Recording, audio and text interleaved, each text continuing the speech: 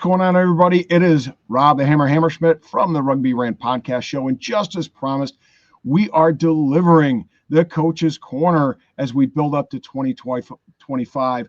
I'm super excited about this. It's been awesome to connect with the coaches so far as we build up to 2025, and I hope we can deliver some things of interest to everybody out there that's chomping at the bit for this upcoming season. It should be an absolute cracker. The league is getting better every single year, and no doubt a lot of it has to do with the gentlemen that we're bringing in to lead these clubs and help these players put the best product available onto the pitch. And I've got one with us right here. It's a very special guest for a lot of reasons, folks, but it is none other than Chris Latham.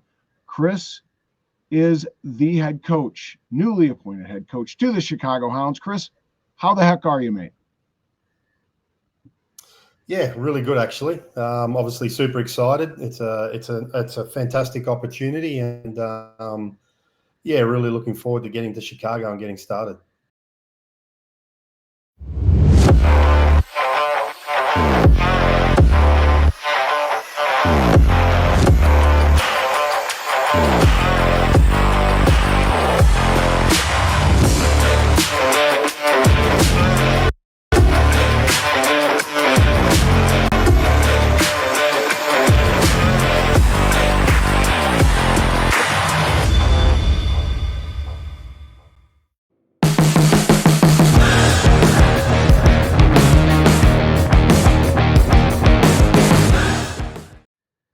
Well, I know those of us in Chicago are certainly excited to have you here. For those that don't know Chris or aren't familiar a bit with his CV, perhaps new to the Hounds, perhaps new to MLR, he comes with one amazing pedigree, and two of the top pieces to that are, of course, he is a World Cup winner, 1999 World Cup winner with the Australian Wallabies, played for the Queensland Reds. What a powerhouse team that was. Some amazing players. I think there were, and I have a jersey. This is why I'm fanboying here, but I have a jersey, beautifully signed jersey by that Queensland Red teams in 2000, and there's 8 World Cup winners on that jersey, including Chris Latham. So it's a great piece. But what amazing group of talented players. Yeah, I was very fortunate as a young player to join when I joined the Reds. That there were so many top quality Wallabies in the team at the time, and you know, when you're playing with some of the best Wallabies that Australia's ever had, you know, in Tim Horan, John Eales, you know, the list goes on with those types of players playing at the Reds week in, week out, training with them. Yeah, I was obviously very blessed to have those guys.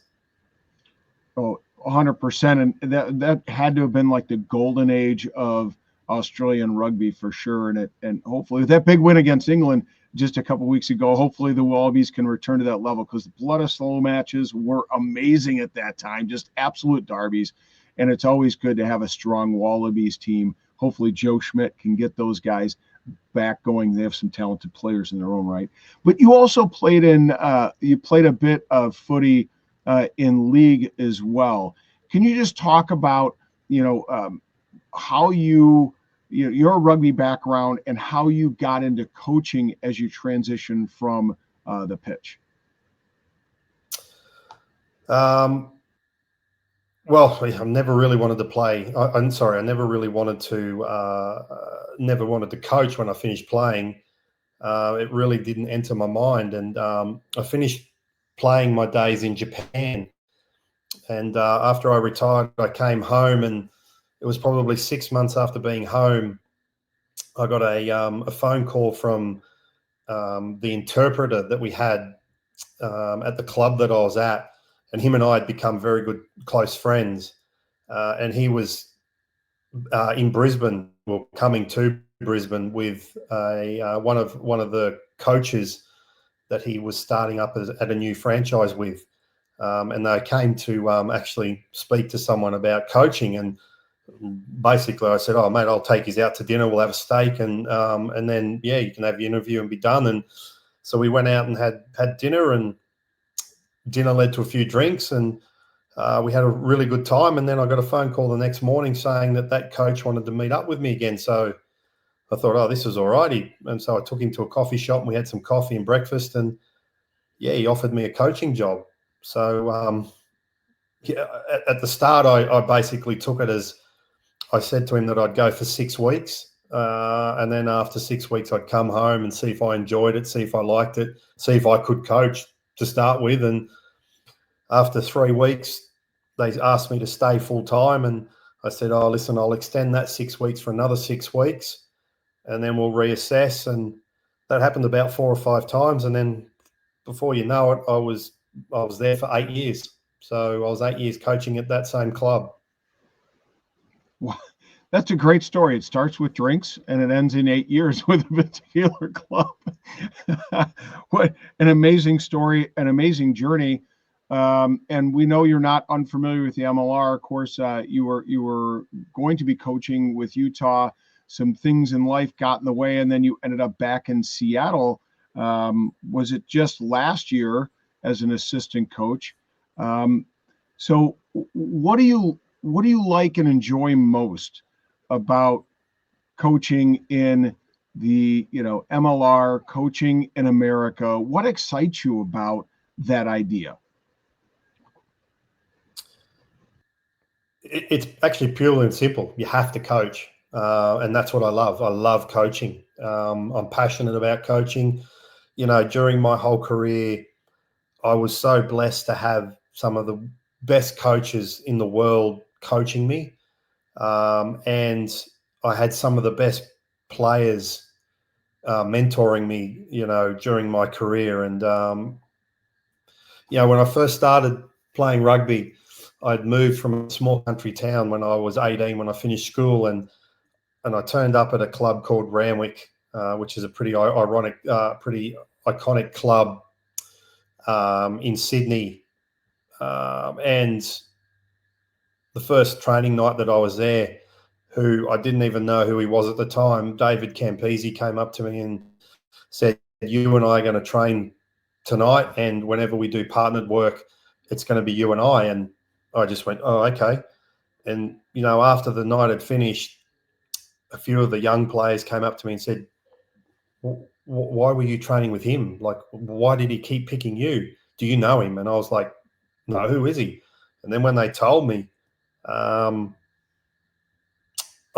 just couldn't understand why. And, that continued for the 3-4 years that I was at the club. Campo would just, help me, mentor me from someone who we never knew. And I guess from that, and then as that grew, with different coaches and different players, I really started to understand what being a player and the duty of, being a true rugby player was about. And it's about not only learning your craft and trying to be the best you can and, establishing and conquering your goals, but you've also got a duty to pass down, from what you've learned from previous coaches, previous players. And that's something that I have great delight and great satisfaction in doing. So coming to the MLR, where, you're getting players that may not have played before, have played very little rugby, or have had very little coaching. So to be able to actually get in and coach them the basic skills, and then move through that and then start to advance those skills is something that I really enjoy, and I love those connections. So the MLR was, a perfect choice to be able to do that. It sure is. And it's interesting because that's always a constant source of conversation about those crossover athletes. America has some really good athletes, but those athletes don't necessarily have that rugby background, that depth of rugby understanding and knowledge necessarily. And so that there's a tremendous upside for you get the athletes like, for example, Corey Daniel from Old Glory DC. Of course, Corey, a 4-time national NCAA qualifier, All-American, just an amazing athlete who's now a tackling machine for the USA Eagles. So it's great stuff. Now I got to ask you, that Randwick Club is historic, and certainly Campese, for those that don't know, just an absolute legend. As if Chris Latham isn't legend enough for us. Campese quite a legend in his own right. But I got to go back to Randwick. Of course, Stephen Hoyles from that storied Randwick club. Are we going to see a Randwick trophy or a Randwick shield that's going to get passed back and forth between the two? No, it's interesting. Obviously I played with Hoylesy, and it's funny when you come against coaches that have played or had anything to do with Randwick, and you always see that little bit of flavour in there, that Randwick flavour in the way that they coach and the way that they play, and so yeah, it'll obviously be interesting when we come up against them. Yeah, it'll be absolutely awesome. It's going to be looking forward to these matches, as if we're not looking forward to all the matches this season, chomping at the bit, like I said before, to get the MLR going. Now, new coach, obviously, 3 seasons. We're going to the 3rd season for the Chicago Hounds, and the Chicago Hounds have essentially, you'll be the 3rd coach. For those that don't know, Sam Harris let go in the middle of the season last year after about a year and a half. At the helm. Rob Weber jumped in as interim coach, and he had already been contracted with the series over in England. And then they worked on negotiating with you and, of course, landed you. What a great signing. I've got to ask this. What are some of the challenges that you expect to encounter in 2025 as the new coach of the Chicago Hounds? Well, mate, it's surprising. You've only really got to look at the last probably 6-7 games of the season. And if I'm honest with you, when I was at Seattle, I was looking at Chicago thinking that they're the form team running into the finals. And it was actually, I thought we'd be playing Chicago in the final. But obviously a very good, tidy New England team stopped that and obviously stopped us in the final. But a lot of people could look at it and say, the coaches are gone and it hasn't been running the script, and there'd be a lot of apprehension moving into the role. But to be honest, I'm excited with the fact that their last 7-8 rounds of the season, they were playing some pretty fantastic rugby. So I see a lot of upside into what we can build on, and a lot of that stuff mainly comes in around, focusing on the detail, because there's some phenomenal athletes. Obviously, we've got a lot of players that either play for the Eagles or are playing for Canada, and obviously we blooded a couple new players as well in both for Canada and for the Eagles. And then we've got some, a splash of players that have been playing quite regular in the Premiership as well this season and previous seasons. And obviously internationals from Spain as well and a few others. So again, the roster is full of quality players. It's going to be more about, making sure that we focus on the detail. We get what we need to get out of them on the pitch and get it right. But to think that I need to come in there and blow everything up and be totally different would be very naive on my part, given the fact that they finished that season so well. It's interesting. One of the things that I think Sam was challenged by, and I think the world of him. He's a tremendous coach. Was just because of the roster, trying to keep everybody happy. Right, trying to keep everybody engaged because there was such a talented roster. It was so deep. You've got to give everybody, you feel like you have to give everybody their minutes, and it can be quite a challenge. So I got to ask you a little bit about you and your style. For those that don't know, you haven't been around, haven't really sharpened their focus on Seattle last year, or not familiar with your experience over in Japan. How would you describe your coaching style to fans that are not familiar with Chris Latham and his coaching CV?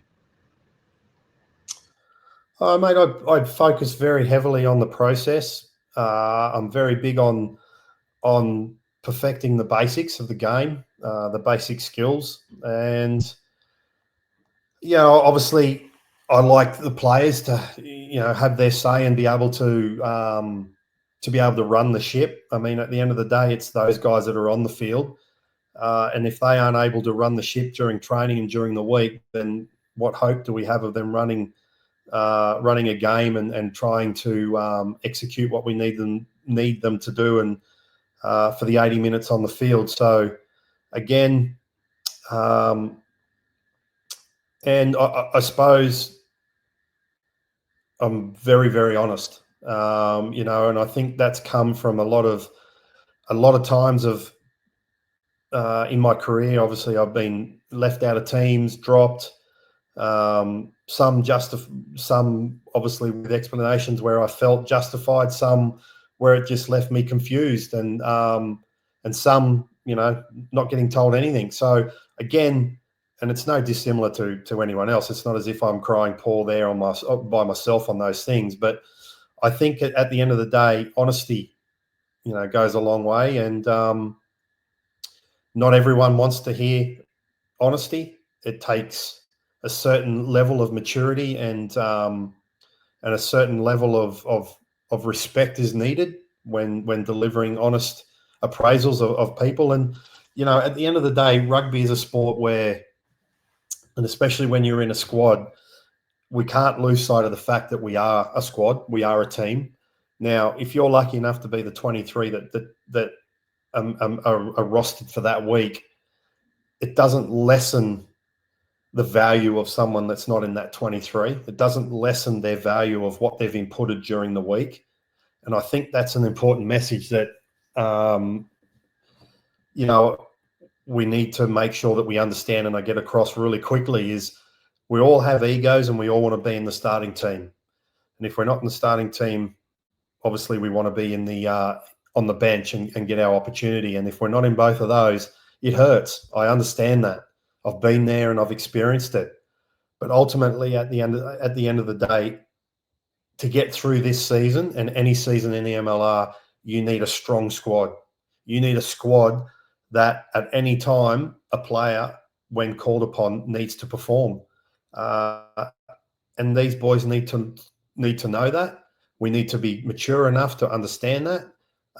And we have to sacrifice our own wants and sacrifice our own needs for the detriment and for the better of the team. So that's basically what it comes down to. So I think at the end of the day, if we can conquer those small things, get our basics right, but then most importantly, have fun. I'm a coach that loves to have fun.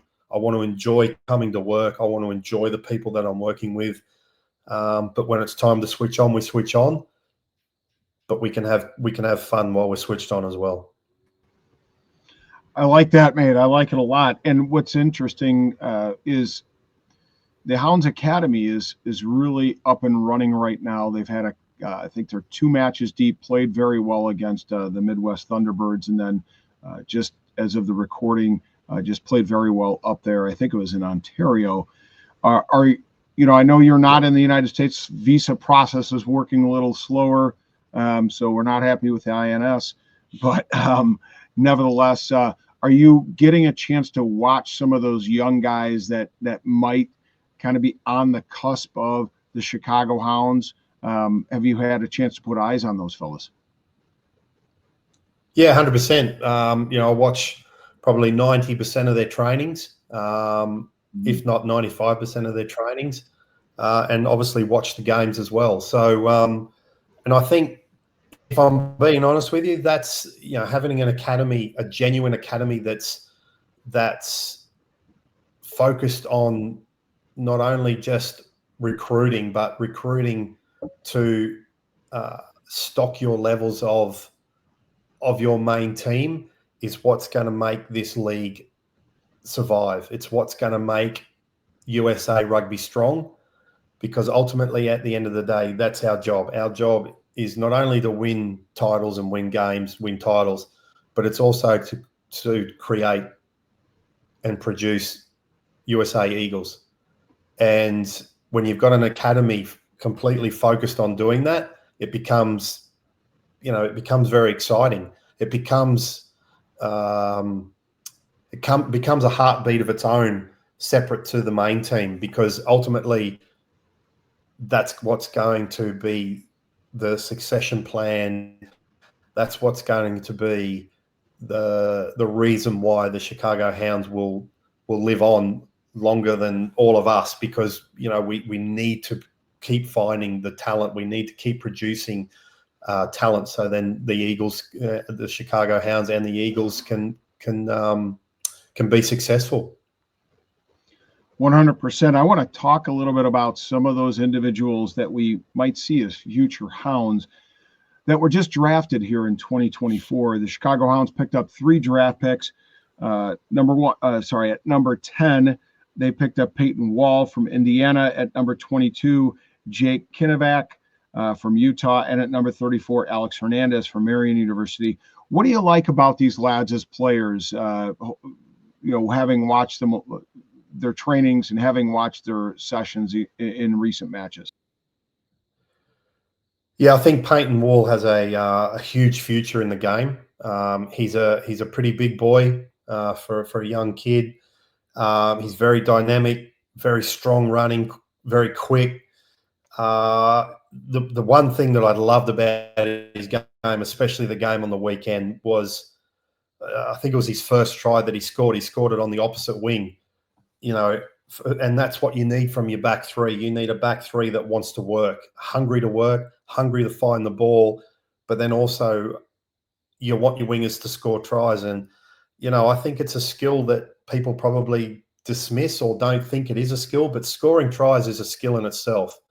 And it's, you always, people that score tries, you always hear, oh, geez, he's just got a knack for being in the right place at the right time. Well, it's not a knack, it's a skill, and this kid's got it, and he's got a physique and pace to go with that skill. So yeah, he's a kid that I'm really looking forward to seeing progress. But in saying that, he's obviously got some pretty good players in front of him already at the Hounds, and obviously we saw 3 of those guys on the weekend, 2 starting on the wing and another one on the bench who came on as well. So yeah, he's got some stiff competition, but again, if he's smart and he sees that competition and doesn't run from it, he'll only become a better player for it. And obviously Jake, I think, is a very, very big, powerful number 8. He was definitely a very big power, known for his power in college football. He now needs to learn how to use that power in the MLR, because the MLR is a huge step up in physicality, especially around the contact zones. So he needs to, both with the ball and without it. So he needs to learn to use his body a little bit better and smarter in that sense, because he's not going to get away with obviously running high or running a few of the lines that he got away with running at college. But again, a kid that loves to get his hands on the ball, and he's hungry to run, and he's hungry to put his head and shoulders into a tackle. So it's good to see. And obviously Hernandez, probably a position being prop that is very difficult to get local guys that are going to be with the skill sets to be able to do it. So again, getting these guys young and making sure that they understand that this is a journey. It's going to take time. You've got to learn your craft, especially in specialist positions. Obviously your front row, hooker, your 2 props, second row, and your 10. Definitely specialist positions like that take time. But again, very, very impressed so far with what he's got, and we've just got to make sure that he's patient and learns his craft. Oh, for sure. I mean, props, that's what first of all, a good friend of mine down there in New Orleans, Fitzy, has said, if you could find an American prop to put on your roster, they're like a unicorn. They're really valuable. but it does take quite some time for props, particularly American props who haven't been playing a long time, to develop. That being said, I've seen all three of these guys quite often this fall, and I really liked certain elements of each of their games. Like you say, Peyton Wall, so dynamic, really good under the high ball as well. I mean, fearless under the high ball, something obviously that's needed, a critical skill set in the MLR because of the physicality that you mentioned. And of course, Jake Kinnevac, just what a strong, hard runner, a nice young lad. And like you say, he's, just to bring that powerful skill set to the forefront. No better person to do that than Luke White, right? To learn under Luke's tutelage, because certainly Luke is a powerful runner of the ball as well, a physical individual.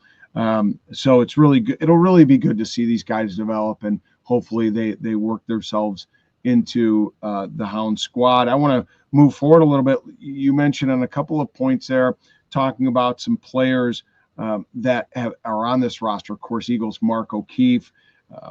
You have Nate Augsburger, Noah.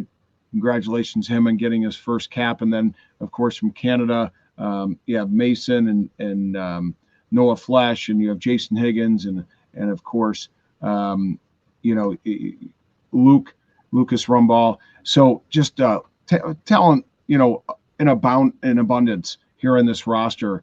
How exciting is to get it, to get this caliber of player along with those guys who have Prem experience on the pitch and get them going as we lead up to 2025. Yeah, it's super exciting, isn't it? When you look at the roster, puts a lot of pressure on the coach, doesn't it? It's but again, that's what I've signed up for, and that's what I love. And you've got to have depth, you've got to have talent, and I feel we've got that in abundance. But that's only probably a quarter of the picture. It's how well we can come together. It's how well we gel. It's going to come down to, again, the whole squad buying into what we're about. Looking at the draw and the way that the draw goes this year, it's going to take a squad. It's not going to be, at times we're not going to be able to just pick the same team week in, week out, because of the way that the draw's gone. So, there are going to be disappointments, but it's the maturity of the group, how well the group can handle each other, and the boys can, deal with those issues, is going to be what it comes down to at the end of the day. Because we've got size, we've got speed, we've got absolute mongrel in us as well. And, I love all those things about a team, and everything that I love in a player and in a team, we've got. So, you can look at the roster and say it's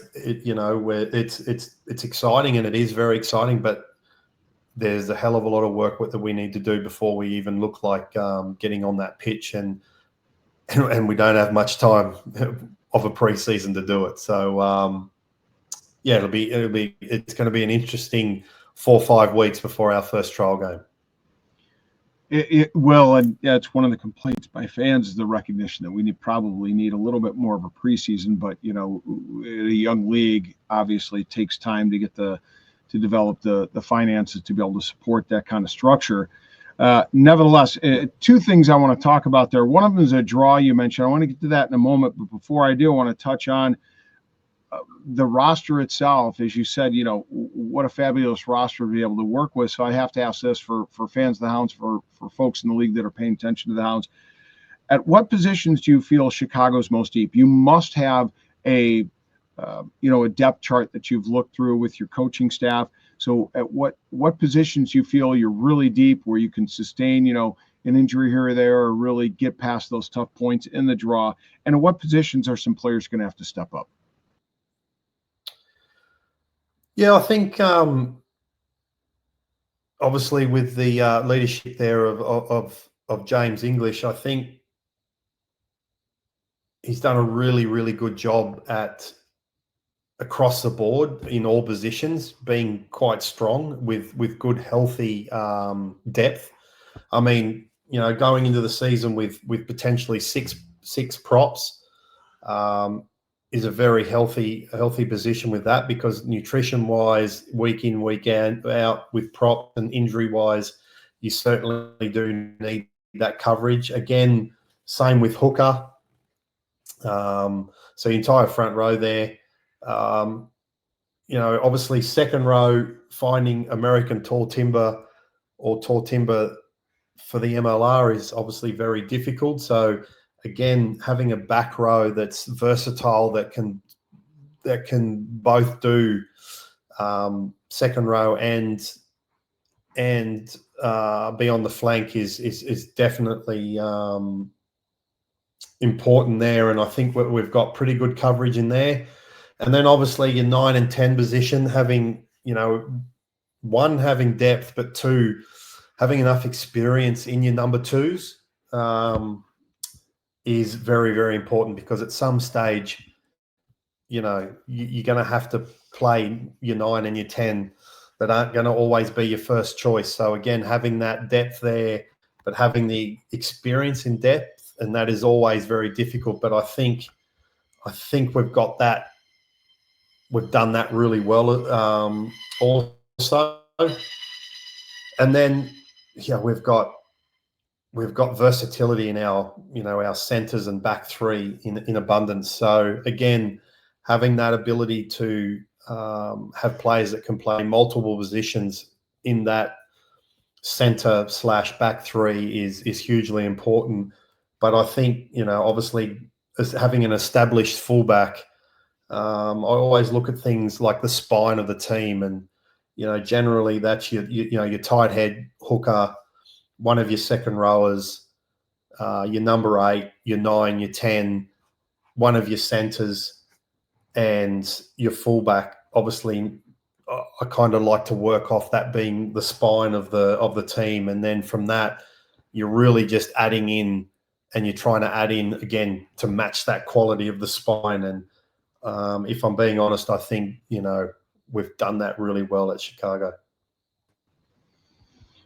Well, for sure, there's certainly an experienced spine. Obviously with a guy like Butch at 2, and you've got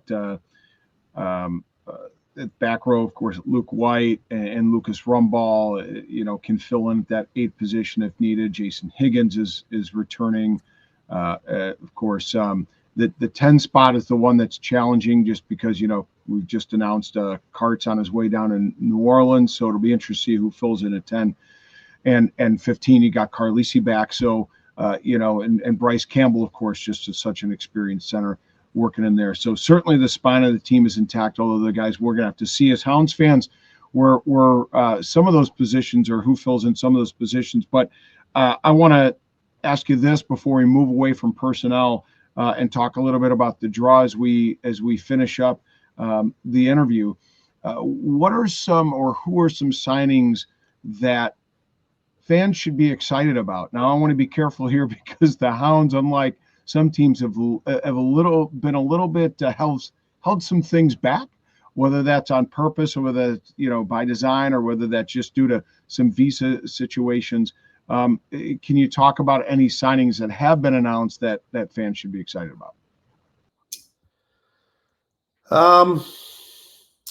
But to be honest, I really at this stage don't want to really just circle anyone, because again, I wouldn't be doing justice to the squad, especially being a new coach coming in. And that's not because, I don't want to upset anyone. It's purely because I'm genuinely excited about the entire roster. So to circle 2 or 3 guys out, or 4 guys, however many people are doing, I think it's something that I'd say to the fans is, you got to get out and you got to watch every game. You got to come to the stadium and watch as much rugby as you can, because, we're really planning on making sure that, we're going to play a brand of rugby that is exciting. Obviously, we want to play a brand of rugby that's going to give us success, and we're going to get wins. But, I think across the board, we've got guys that want to entertain. And I think we've got guys that really want to get their hands on the ball and play some good footy. So, I really hope that I'm not putting a downer on your show or anything by not mentioning anyone. But, I just don't feel I'd be, doing justice to anyone by just naming a couple. No, it's all good. I think that's a great response. And again, I don't want to put too much pressure on you because the Hounds have been a little bit stingy. Again, just a different approach by their staff, which is great. It should make for excitement as we see some of these guys be discussed and be put out there in the weeks and months to come.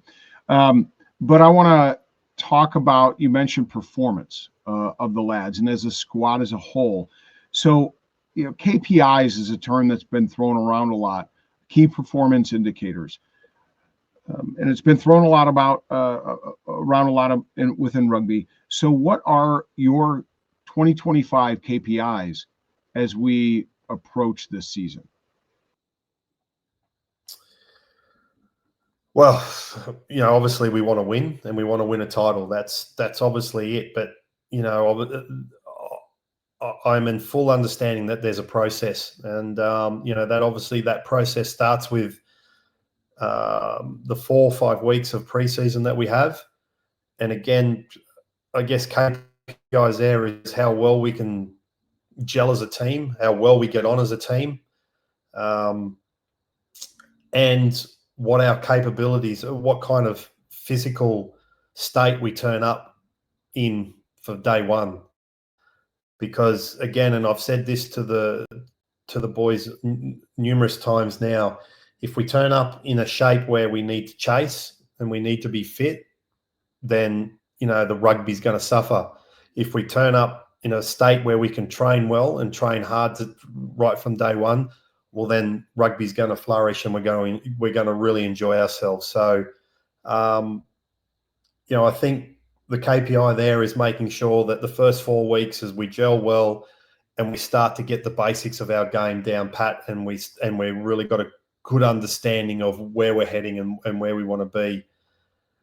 And then, obviously after that, you're breaking it up into blocks, and, our first block of 5 games at the start of the season, I think we've got 3 at home, 2 away. I think it's really important there that, we have a great understanding during that 5 weeks of what our game, we're starting to understand what our game is, the DNA of our success is going to be. And then, how we're going to progress that and how we're going to move forward in becoming the team that I think we can be. And then the following section, I think we've got, I think it's a 6-game block where we've got 4 away and 2 at home. Again, I'm only going off memory here, so I could be wrong, but I'm pretty sure I'm right. And again, that gives us, that 4 games away gives us a really good opportunity to continue that growth of becoming a really tight family, becoming a team that's happy to be around each other, and building building that strength in relationships in this area, and then obviously taking our game to another level. And then our last block, I think it's 5 games, and that'd be again, I'm pretty sure it's 3 at home and 2 away, or it could be 2 at home and 3 away. But again, whatever that is, it's about, and that's going to be a bit of a funny block, that last block of games, because we've got irregular games through the week where I think we've got a 13-day turnaround straight into a 5-day turnaround, straight into a 3-day turnaround. So again, this is why I keep talking about it's going to take a squad effort. It's going to take players that are going to be disappointed at the start, are going to be disappointed during the mid-season that they haven't had the games that they would have liked. But there's going to be games where we're going to need them to perform to be able to keep us where I'm hoping we're going to be on the ladder come the back end of the season. So again, it's about making sure that we're tight as a squad, we're performing as a squad, and we're happy to bleed for each other as a squad, not just as individuals. Well, that was some fans for those that are watching this series, a really interesting and unique insight into some coaching thoughtfulness, breaking down the season into blocks. And I love the approach of kind of having a little bit of different focus for each of those blocks based upon where it is in the season, and a little bit based upon, the home and away schedule that Chris talks about. Um, they're really great stuff there. And the importance placed upon, if players are prepared for the season well for preseason, then you can spend more time and focus on getting the rugby right as you get into the season. A really important message for young athletes. If you prepare yourself individually, you can make your team better prepared, because you can focus on the things, the rugby things, as you prepare for a run up to a season. I want to end this great interview with talking about the very element that you just spoke of. April 13th and April 18th, you go from home with the anthem to away at Seattle. I'm sure you're going to want to nip Clarkie in the bud there in Starfire, probably, right? That's just a short 5-day turnaround there. Again, you have another one May 19th at home against RFC LA, and then you go away to the anthem, again, a 5-day block. And then the tough one you mentioned right there at the end of the season, May 31st, and that is against NOLA, a tough team that you guys nipped there in the playoffs last year, and then turn around after 3 days and play on June 4th. Houston, the very team that you start the season with. How do you manage these short windows with the lads? Yeah, again, I think as a head coach, or as a coach, you've got a responsibility to your players for their safety and their well-being, and that's that's priority number one for me. And I say this to all the players that I coach, and I treat them like they're my kids, like they're my son. And and when I say that, I don't mean in a sense of that's the way, I'm talking to a little kid or anything like that. Like my son, he's 17 now, and I've got a daughter that's 26. But I have the same empathy and care for them as players as I do for my kids.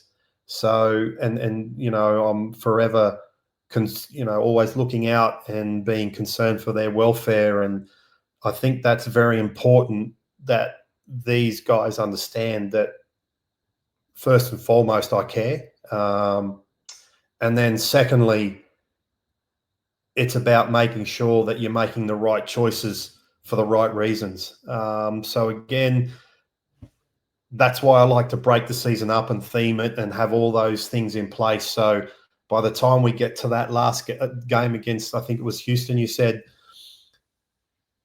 I really hope that, the result of that game, and don't get me wrong, every result is I want to win. I hate losing, and I'm very passionate about winning, and I want to win everything. But hopefully by the time we get to that game, the results aren't going to change where we are on the ladder, or what position we're going to end up at the end of the season. So again, you plan as a coach, you plan for every scenario, but ultimately the biggest plan that we can have in place is that we've got a squad that no matter what position we need filled, we have a player that's ready to go, and there's not going to be a dip in performance when he comes into that role. And I suppose the fortunate thing is those are the last two matches. So, you talked about the training blocks. If you can get those first two training blocks right, you should have a pretty good idea of how you can manipulate your 23-man roster in those two matches, so that you can both manage player personnel and player welfare well, but also manage the win column as well in the scoreboard. So it does play a little bit of an advantage. I think there's some other teams that are going to really have some challenges throughout their schedule because of where these tough blocks land. But Chris, first of all, from the bottom of my heart, thank you so much for your willingness to join the show. I know fans gained some valuable insights from your thoughts and your approach to the Chicago Hounds and being the new man at the helm here in 2025.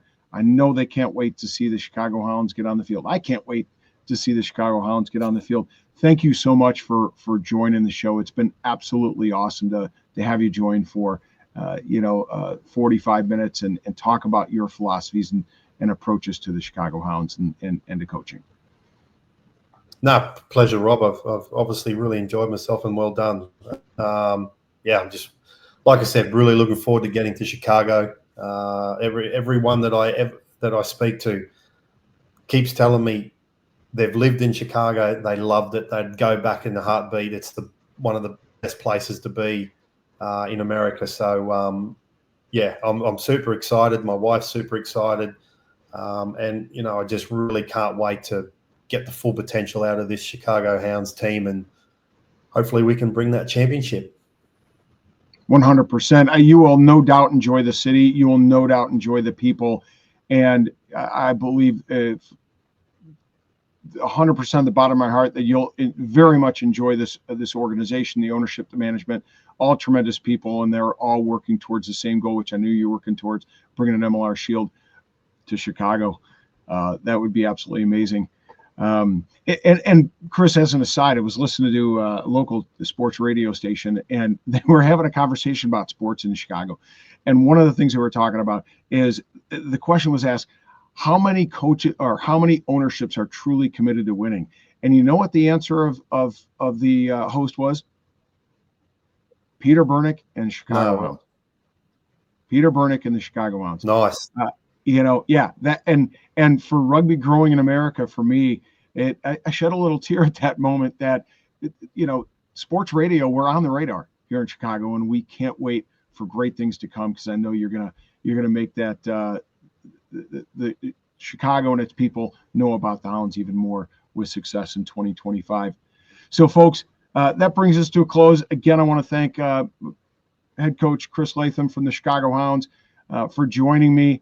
And we can't wait to continue to bring more of the coaches from the MLR to the Coaches Corner here as we approach 2025. Stick with us, check back with us. It's going to be awesome. And I know that everybody cannot wait for 2025. We can't wait either. And we're so looking forward to growing rugby one more fan at a time. Chris, thank you so much for joining the show, mate. We can't wait to see you and your lovely wife back here in Chicago. Can't wait. Thanks a lot, Rob. Cheers, mate.